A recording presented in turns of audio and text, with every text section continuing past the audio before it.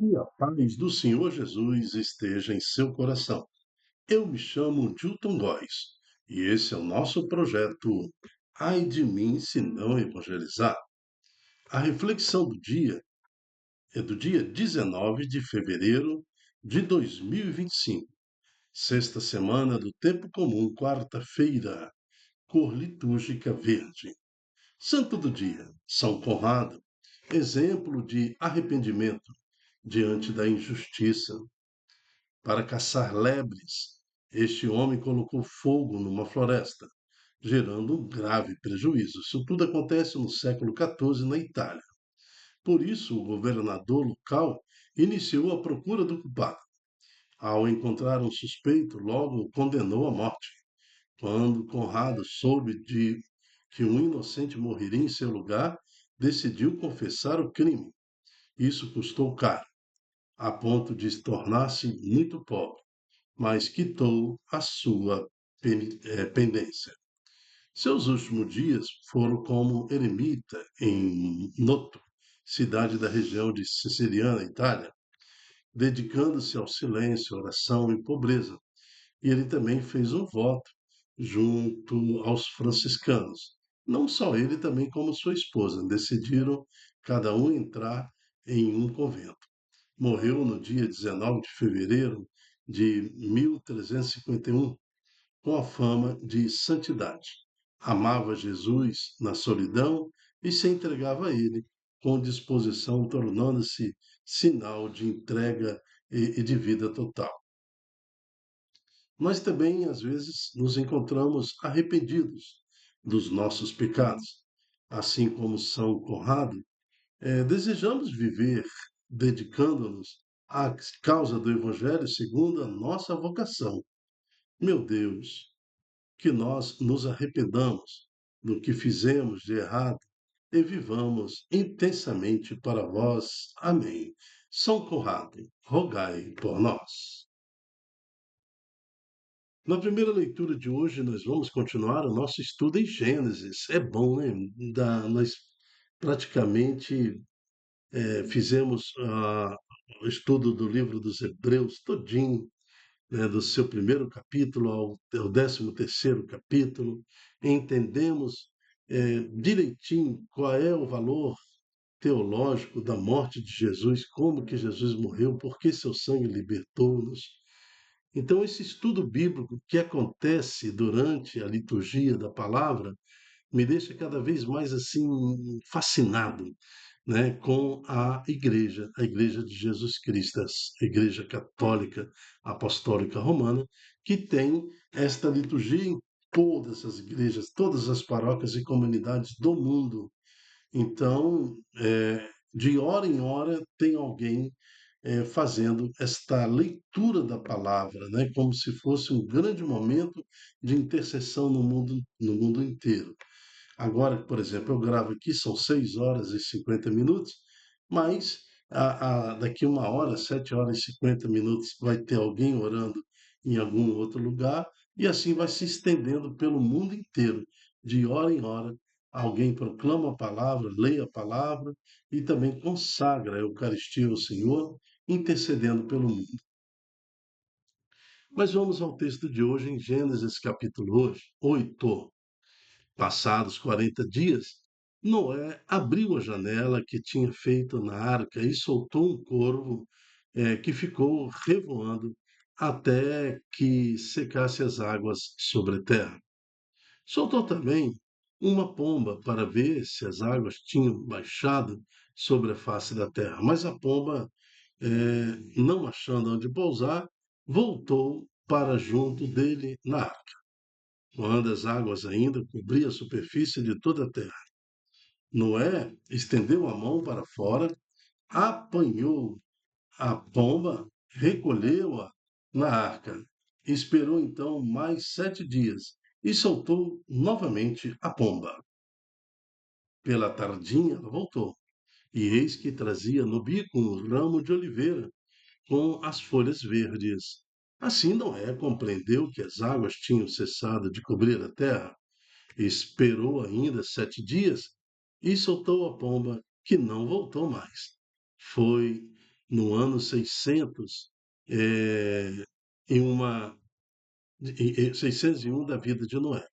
No primeiro dia do primeiro mês, que as águas se retiraram da terra. Noé abriu o teto da arca, olhou e viu que toda a superfície da terra estava seca. Então Noé construiu um altar ao Senhor e, tomando animais e aves de todas as espécies puras, ofereceu holocaustos sobre o altar. O Senhor aspirou o agradável odor e disse consigo mesmo: Nunca mais tornarei a amaldiçoar a terra por causa do homem, pois as inclinações do seu coração são más desde a juventude. Não tornarei também a ferir todos os seres vivos como fiz, enquanto a terra durar, plantio e colheita, frio e calor, verão e inverno, dia e noite, jamais hão de cessar. Palavra do Senhor. Graças a Deus. Lógico que todo o texto de Gênesis, até o Gênesis capítulo 12, do tempo de Abraão seguinte, nós temos dificuldade de considerar esse texto literal, né? Nós temos que entender sempre de uma visão filosófica, eh, qual é a intenção de Deus, né, ao inspirar o autor sagrado. Então, essa história de Noé, e toda a história do início do mundo, tudo, tem o valor real, né, diante de Deus, mas, e para nós, no ensinamento de Deus para cada um de nós, mas o entendimento deste livro, do primeiro capítulo de Gênesis até o capítulo 12 de Gênesis, é um risco muito grande entendermos isso tudo literalmente. Então, nós temos que entender o que Deus quer passar para nós. Então, toda essa esperança de Noé, toda essa seleção de Noé, significa para nós que Deus está atento, Deus não nos olha como uma multidão, Deus olha para cada um de nós como uma pessoa separada, né? Então, se toda uma multidão está em pecado, se toda a minha cidade está em pecado, Deus olha para cada coração indivíduo, e se meu coração tem uma retidão para o meu Senhor, mesmo que eu esteja numa multidão de pecadores, Deus me olha como indivíduo. Aconteceu como Noé e aconteceu também com o Ló, né, o sobrinho de Abraão, que, embora estivesse lá em Sodoma, na região de Gomorra, e a região tinha uma população que toda a população estava envolvida no pecado, mas Deus olhou para o coração de Ló, né, e o separou, ou o guardou, né, daquela punição de pecado. Assim também aconteceu com Noé e sua família. Deus olhou para Noé e viu que ele tinha um coração reto. Então, Deus nos olha individualmente. Então, não importa em que situação nós estejamos, né, mas mesmo envolvido numa condição pecaminosa, um grupo de pecadores, ou uma sequência de pecado, mas Deus nos olha individualmente. O que o meu coração fala de mim em relação a Deus. E na situação do livro de Gênesis de hoje, Noé, cumprindo a vontade de Deus, faz a arca e depois aguarda a maré baixar, né? Para que o dilúvio secar. Então é assim, nós passamos por tormentos em nossas vidas, às vezes protegido pela barca. Todo o tormento de Noé teve a proteção da barca. A barca significa igreja, a barca significa estar ligada ao Senhor Jesus pelos sacramentos. E nós temos que atravessar as tempestades e condições adversas na barca, esperar a maré baixar, esperar a situação se resolver. Às vezes, Deus não nos cura imediatamente. Às vezes, Deus não dá a cura que desejamos ou o milagre que desejamos imediatamente. Às vezes, usa duas, três etapas, né, um tempo para que tudo aconteça, para que a gente possa assimilar, né, toda a obra de Deus em nossa vida. mas o Senhor não nos deixa sem resposta. De alguma forma, Ele nos dá a resposta. De alguma forma, Ele traz de volta a pomba com a vegetação assim no bico, né? A resposta de Deus, o símbolo da pomba, o Espírito Santo. E o ramo de oliveira que ela trazia no bico foi o símbolo usado aqui para que Noé entendesse que da vontade de Deus tudo se acalmara e que ele poderia novamente pisar em terra firme. Mas eu quero chamar a atenção para o versículo 21, encerrando esta análise que nós estamos fazendo de Gênesis capítulo 8. O Senhor aspirou um agradável odor e disse consigo mesmo: Nunca mais tornarei a amaldiçoar a terra por causa do homem, pois a inclinação do seu coração são más desde a juventude. Então, embora Deus tenha feito esse propósito de não mais interferir, né, pela natureza, causando aí dilúvio e tudo mais, mas ele ressalta que o homem é todo mal e que a maldade vem desde a juventude. Embora uma criança nasça na inocência, mas assim que ele entra na fase infantil, depois dos 5 anos, na sua adolescência, ele já começa a conhecer o mal e praticar o mal, né? O homem é má desde a sua juventude. Então, que nós saibamos combater essa tendência do mal em nós, assim como nos ensinou o santo de hoje, São Conrado, exemplo de arrependimento diante da injustiça. E se alguma injustiça alguém sofreu pelo meu pecado, que o Senhor me perdoe e que eu possa realmente procurar esse arrependimento e no meu arrependimento refazer essa injustiça, caso eu tenha cometido contra alguém. O responsório de hoje é o Salmo 115. Oferto ao Senhor um sacrifício de louvor. Que poderei retribuir ao Senhor Deus por tudo aquilo que ele fez em meu favor? Elevo o cálice da minha salvação, invocando o nome santo do Senhor. Olha, quando o Salmo fala, eleva o cálice da minha salvação, ali nós sabemos que a oferta do cálice é a oferta do sofrimento, é a oferta de cruz. Jesus fez isso na última ceia, né? Eis aqui o meu sangue, né? Que será derramado por vós e por todo o perdão do pecado. Então nós também elevamos o cálice, né, da minha salvação. A nossa vida tem que ser ofertada ao Senhor. Aquele que renuncia à cruz não é digno de mim, diz Jesus. Nós temos que pegar a nossa cruz do dia a dia e seguir firme. Em meio à tempestade, Noé estava lá protegido pela arca e protegendo os seus. Quando? E como? Na arca, na igreja, louvando e bendizendo assim. E quando a maré baixou e quando tudo baixou, ele foi fazer a oferta do Senhor, que o Senhor viu que era de odor agradável, a oferta de Noé. Então, nós temos tempos difíceis, tempos de situações difíceis na nossa vida. E nós temos que sempre agradar ao Senhor. Eleva o cálice da minha salvação, assim como Jesus também elevou o cálice em oferta ao sacrifício vindouro, nós também tenhamos a coragem de elevar o cálice da nossa salvação a Deus. Vou cumprir minhas promessas ao Senhor na presença do seu povo reunido. É sentido por demais pelo Senhor a morte dos seus santos, seus amigos.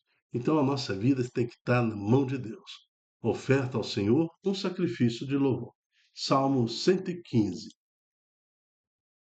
O Evangelho, o Senhor esteja conosco, Ele está no meio de nós. Proclamação do Evangelho de Jesus Cristo segundo Marcos. Glória a vós, Senhor. No Evangelho de hoje, nós vamos ver, eu falei na reflexão da primeira leitura, que às vezes o Senhor não opera na nossa vida imediatamente. É como as curas e os milagres acontecem por etapas, né? Dentro da nossa realidade de vida e percepção da graça de Deus. Às vezes demora, às vezes a cura ela vem né, devagarinho, então você tem uma dívida grande, você ofertou essa dívida como um cálice ao Senhor, Deus dá te permite acessar um recurso financeiro aqui, mas não é totalmente o valor da dívida, mas acaba que em 1 ano, 2 anos, você quita aquela dívida e depois você olha para trás e fala: Meu Deus, como que eu não enxerguei que Deus estava fazendo aquele milagre, né? Hoje já paguei a dívida toda e estou livre daquele terrível momento. Então você começa a glorificar a Deus, né? Mas vamos ao texto de hoje entender então como que Deus opera em nossas vidas. Naquele tempo, Jesus e seus discípulos chegaram a Betsaida. Betsaida, então, nós temos que entender que não é diferente muito lá da região da Galileia, na região de Jesus, onde Jesus também tinha que retirar as pessoas para curar, né? Tirava do meio da multidão porque o pessoal lá não tinha muita fé, não. Então, Betsaida também não é muito diferente dessa situação. Muitas pessoas criticavam Jesus e não tinham fé o suficiente. E seus discípulos chegaram a Betsaida. Algumas pessoas trouxeram-lhe um cego e pediram a Jesus que o tocasse. Algumas pessoas, está vendo? Porque uma grande maioria não tinha fé. Jesus pegou o cego pela mão, levou-o para fora do povoado. Por que isso? Porque é impossível no meio daquele povo sem fé. Por que, que Deus sacou Moisés e colocou na arca? Né? Porque a graça lá no meio daquele povo onde Moisés estava vivendo estava difícil. Por que, que Moisés pensou então Ló e tirou de Sodoma e Gomorra antes da destruição da cidade? Porque no meio lá era impossível, né? Por que que Daniel aguardou 23 dias quando ele orava? O anjo, quando chegou perto dele, falou: Daniel, é impossível chegar perto de você. Tem 23 dias que nós estamos combatendo aqui os anjos de Deus contra os demônios ao seu redor. Desde o dia que você botou seu joelho no chão, a sua oração chegou no trono do Senhor. Nós já recebemos a ordem divina para te atender, mas estamos combatendo há 23 dias, 23 noites contra os demônios que estão ao teu redor. Então, por isso que às vezes Jesus mostra para nós que é preciso tirar do meio da multidão, né? Então, no meio da multidão, você não consegue resolver sua causa com Deus. É preciso se retirar, vai para a barca, vai para a igreja, né? Se retira, vai, se isola para que Deus haja. Jesus pegou o cego pela mão, levou-o para fora do povoado, cuspiu nos olhos deles, colocou a mão sobre ele e ele perguntou, Jesus perguntou ao homem cego: Está vendo alguma coisa? O homem levantou os olhos e disse: Estou vendo os homens, eles parecem árvores que andam. Está vendo? A cura daquele homem não aconteceu imediata. É uma cura que está acontecendo por etapas, né? Então Jesus tinha um poder muito bem de colocar a mão ou nem colocar a mão, né? De falar assim, ó, você abre teu olho e você enxerga. Ele já enxergaria. Mas é uma pedagogia de Deus para nós entendermos que nessa cura desse homem cego, que não foi tão instantânea como nós desejaríamos que fosse, mostrando para nós que Deus opera segundo nossas necessidades. Às vezes demora um pouco, não compreendemos, mas quando olhamos para trás entendemos tudo.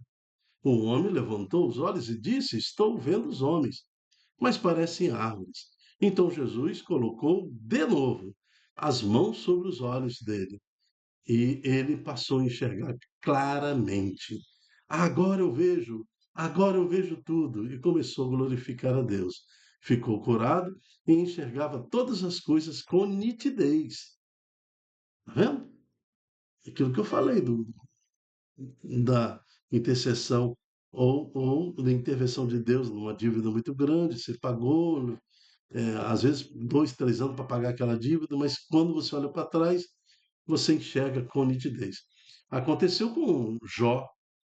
Jó ele passa 41 capítulos sofrendo de tudo quanto é forma, perdendo tudo, mas quando Deus lhe restaura tudo, no último capítulo de Jó ele fala assim: Agora meus olhos te viram.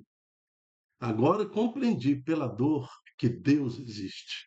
Agora os meus ouvidos ouviram falar de ti, Senhor. Agora meus olhos te veem, né? Eu posso tocar em Deus, eu compreendo a natureza do sofrimento.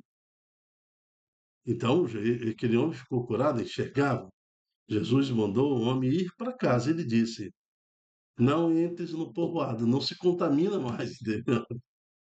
Desvia desse povoado aí, porque esse povo aí não tem fé, não, né? Não entra no povoado, vai embora, segue a tua vida, né? Então, às vezes, nós nos retiramos de uma condição de pecado e recebemos a graça de Deus, o milagre, aí voltamos para a nossa condição anterior e continuamos a nossa vida de pecadores. Vou voltar ao exemplo da dívida. Paguei a dívida, agora eu volto para festejar porque paguei a dívida e cometo novos pecados, novas dívidas, e depois vou recorrer ao Senhor outra vez, né? Então, tá aí. Jesus mandou um homem para ir para casa. E lhe disse: não entres no povoado. Ali tem muita gente, muito pecado, que vai te corromper outra vez. Se você está na graça, vai e não peques mais. Assim, então, que Deus possa fazer em nossas vidas grandes curas. E que, assim como este homem, que abriu o olho e viu os homens como árvores, não entendendo, né, o processo de cura, nós também possamos abrir os nossos olhos. Se você está vendo ainda os homens como árvores, ainda não compreende, não entende a manifestação completa de Deus em sua vida, permita que Deus lhe toque novamente teus olhos, para que os seus olhos se abram e você enxergue nitidamente a grandiosidade de Deus em sua vida. Amém. Eu me chamo Dilton Góes. O nosso projeto Ai de mim se não evangelizar tem dentro dele a reflexão do dia, que é um programa com o objetivo de estudo bíblico das palavras que compõem a liturgia diária. Seja você também um anunciador da Boa Nova, divulgando em suas redes sociais este estudo, este ensino, para que mais corações sejam tocados pelo Senhor e que mais irmãos e irmãs possam abrir seus olhos e enxergar nitidamente a presença de Deus em suas vidas. Amém. Até a próxima, se Deus quiser. Tchau, tchau.